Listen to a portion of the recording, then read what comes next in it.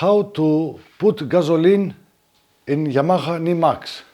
First thing, you need to have the remote control from Yamaha gives you, okay? You have this in your pocket and you are near the MOTO. Then you press this button, one skull, tack one, and then you put fuel. Also, you can put seat to open. One skull, not two, one skull.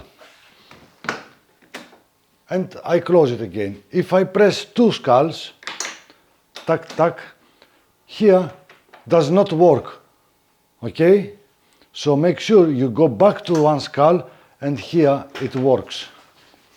And this is how you can put gasoline. And because you are still here, one tip is this. When you put gasoline, you turn this and there is a space here, these two plastics that can hold the cup, okay?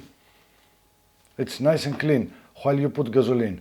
Then you turn here, boom.